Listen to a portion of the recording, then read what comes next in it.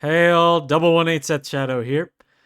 So, we've got quite a few items to cover today, and before we start getting into the market watch, one thing I'm going to note is that today was Bushiroad's announcement for new singles, and today's announcement was around Almighty Minerva, the originally grade 4 stride that we got in the G era, that is now actually going to be a grade 4 in the game, but it won't be a stride unit, it will be a main deck unit. And just a preemptive analysis, because we're not going to be covering a lot of Minerva specific texts, which I had gone over in prior market watches.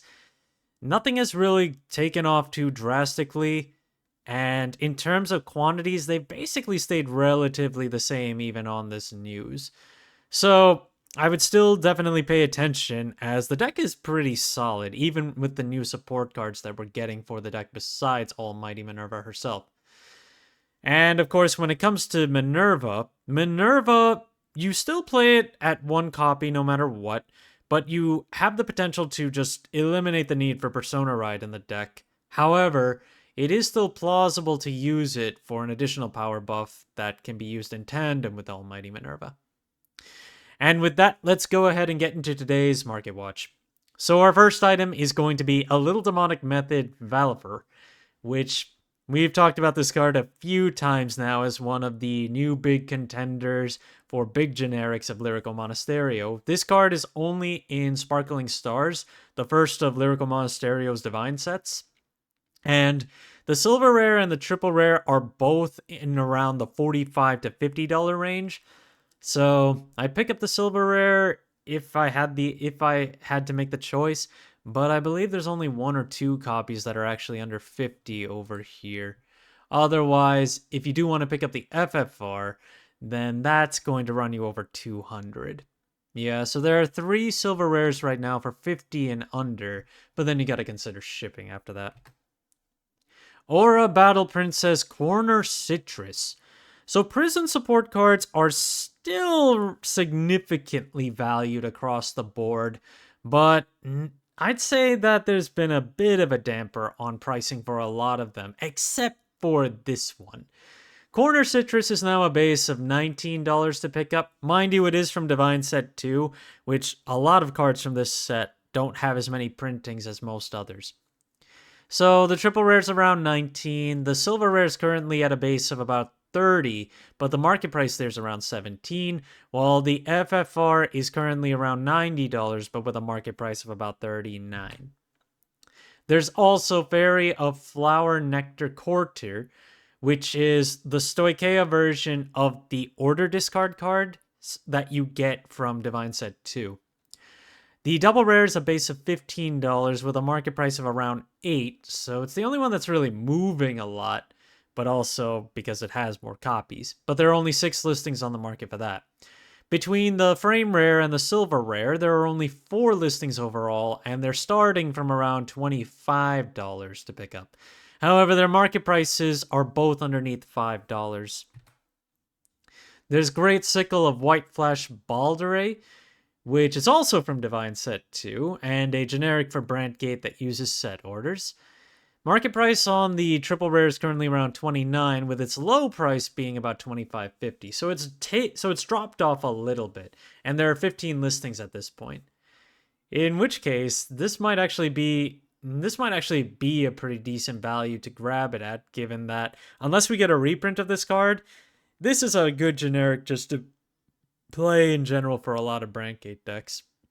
Silver rare wise, it's $43, and the market price is closer to 33, and there are only 3 listings on that. The FFR is currently around $70, and the market price there is around 62, so not too far off. Dive to Blue Licaris, which is a Flamglam support from DivineZ 2, is short on listings across the board. $5 to pick up the double rare and the frame rare at their lowest right now, and the silver rare is currently at a low of $10. All 3 of them have a market price under $2, but combined there are only 5 listings on the market for all of these. Magic of Alteration Turnar is currently at around $5.50 at its lowest if you want to pick up the frame rare of this card. This is from set 8, and is effectively like a bauble mine for Cater Sanctuary with different conditions. You can pick up a playset at about 5 each, then you got shipping and handling to consider. If you want to take a look at some of the other variants, there's the reprint from the Graham Grace trial deck, which is around the same price as the... Actually, they're all basically around the same price. $5 all around. But the double rare has the most amount of listings, with 18 listings overall, compared to the combined number of listings of the Graham Grace reprint and the frame rare. Both of them combined, 14 listings. Silverthorn Rising Dragon has been dropping off in value over the last several months. Currently, you can pick it up for as low as $7.25. There are 13 listings on the market for this card, and the market price has been dropping from over $12 to just under $11. As for availability, there's more consolidation closer to $9, $10, but there are a decent... Or actually, no, the first listing actually has 8 copies, and that's the cheapest that you can pick it up for right now. Otherwise, you do have a decent amount of copies under $9, so there are options, and given that it's getting lower, it has its generic effect to just put a card to soul and draw, so could be good as a generic for Dark States. Now, there's a bit of talk that we need to do on Knight of Loyalty Bedivere and Knight of Friendship K, particularly on the double rares that come out of set 5, because they're running low on listings, and they're also getting to more of a buyout rate.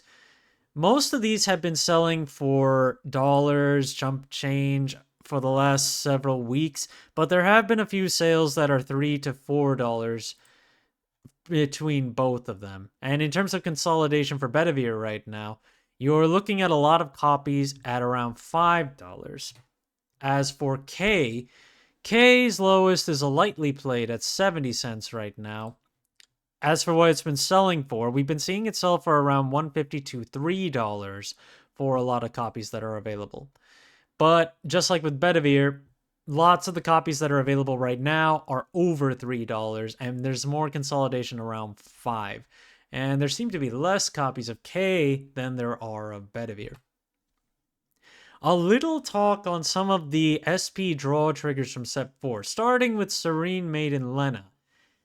These draw triggers used to be hot commodities. Even when the SIRs came out from Triple Drive, they were not that quick to drop.